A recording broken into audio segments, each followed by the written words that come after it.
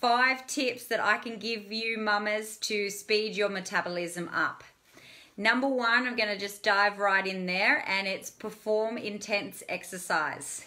So I don't mean the long hour workouts or multiple times a day kind of intense exercise. I'm talking about resistance training.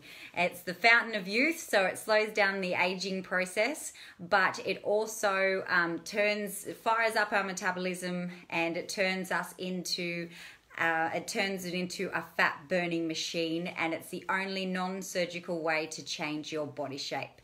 I perform this exercise, this intense exercise, and I also teach my mama clients to perform this at least 2 to 3 times a week. And then that's all you really need, is that 2 to 3 times a week to actually get results.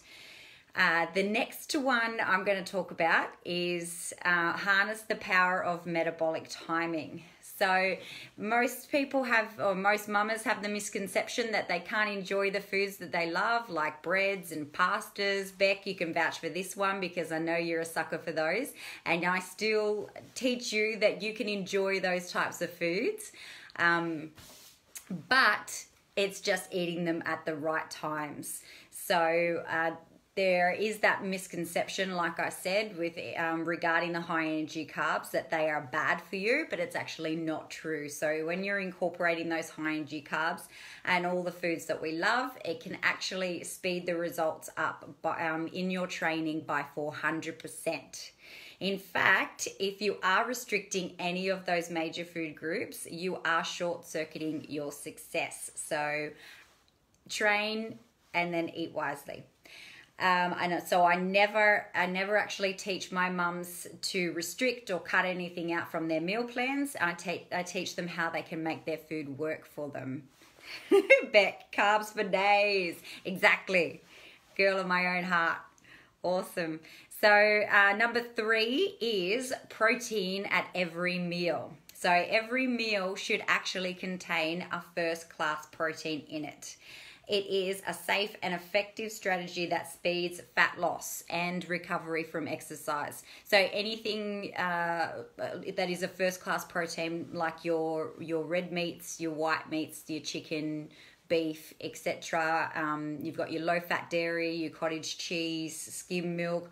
They're all first-class proteins, and at least one of those should be in every meal that you have throughout the day.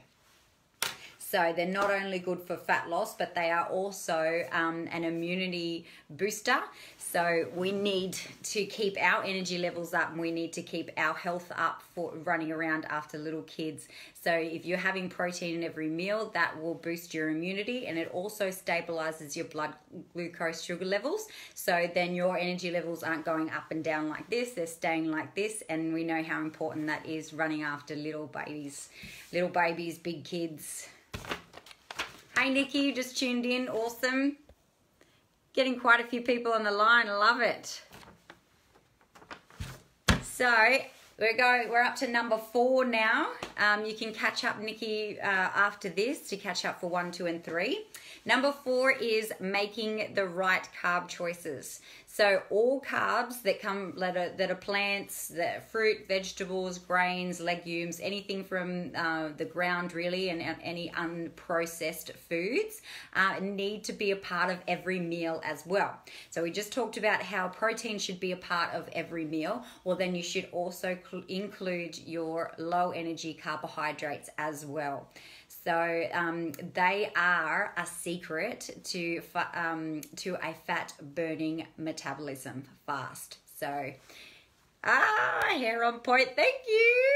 Woohoo. Thanks, Lacey. Thanks for joining in. So yeah, as I was saying, all those unprocessed low energy carbohydrates, they need to be in every single meal, as well as your protein. So when in doubt, in terms of what should I eat, what sort of plant food should I eat, think rainbows. So the more variety, the better. More color, and just think how, when you have a look at your plate next time, how much color do I actually have? And that is the more variety and the more color, the more fat burning potential, and the more nutritional value that it has in there. Number 5 is increasing your meal frequency. So this doesn't necessarily mean that you have to eat more. If you want to eat more, by all means, woohoo, more food the better for us mamas. But what this actually does mean is eating smaller amounts, but but more frequently. So you think about it, we feed our kids at least 4 to 5 times a day. You know, they're always hungry, they're always at us, and that's what we do. Why don't we feed ourselves that many times a day? So that, you know, let that sink in for a minute. It's really important to put yourself first, and by putting yourself first, you're putting your kids first. So when they sit down to have something to eat, you need to have something to eat as well. And on that track, so the more often that we eat is the better. But that's what my recommendation is every time you feed your kids, you feed yourself. And then you can form that habit even when they start going to school. Glorified snack bitch. Loving the comments that are coming through. So also in terms of the protein, I told you about having protein in every single meal. It stabilizes the blood glucose levels. It's the same as when you are eating frequently. You will stabilize those levels as well, and so your energy will stay consistent, and you'll be able to last the day without getting to 3 o'clock and thinking, oh God, I need some chocolate, or I need to pick me up, or I need a wine.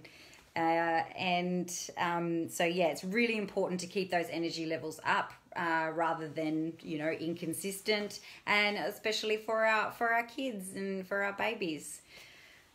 They need us to try and keep up with them as much as possible. So that was my 5th one, but I have a bonus. Thank you all for joining in. Paula, Alison, hi. The bonus one is number 6, plan and prepare. So all those suggestions that I can give to you, yeah, they're great and you can try to apply them, but unless you have this key part or this key tip, it is going to fail and it isn't going to last. So my number 6 bonus is plan your meals for the week. Pick out a day, pick out an afternoon of the week to shop. And then as soon as you get home, you need to chop it all up and do a big cook up, or you can do 2 small cook ups on different days of the week. So if you did a Friday and then you topped up on a Wednesday or something like that. And it doesn't have to be a big deal and think, oh, I don't have enough time to do prepping. Back in the day, like with my granny's age, you know, generations before that, they all had to food prep. They all had to cook for the entire family. Now we have the advantage that we have online shopping. Again, Beck, I know she uses this tool. So online shopping, you can order it and get it delivered, or you can order it and pick it up. That's time-saving stuff. We also have, you know, we have the ability to get these tools where we have our containers, chop it all up, put it all together, and it's done for the week. You know, that generation, they used to cook every single night. We now, yeah, it's changed my life. Yeah, that's right. It's changed my life too, Beck. We now have the opportunity to know these tools and to know these strategies that we can cook up once or twice a week, and then we don't have to. We don't have to spend hours in the kitchen every night, or we don't have to spend a couple of hours in the kitchen while everyone else sits around and watches telly or whatever. So that's my big tip, is to chop it all up as soon as you get home. Do a big cook up once or twice a week. Then no more cooking or prepping for the rest of the week. Another tip is, with this one, get your family involved. So it's not just up to you mamas, it's up to your kids, it's up to your husbands, or whoever you have at home in your environment. We're a team, and that's what that's what we believe in our family. We're a team. We get in there and we help each other out. And when you're getting your kids involved, they love it. They love to spend time with you, so they don't care what you're doing. I know my kids love to sweep the floor just so that they can be near me. So I'm like, yay, you can help me do that. So yeah, get the family involved and ask them what they would like to eat. Give them a few choices. Get them to even like help out with the cooking, and you're having that quality family time as well as developing those good healthy eating habits.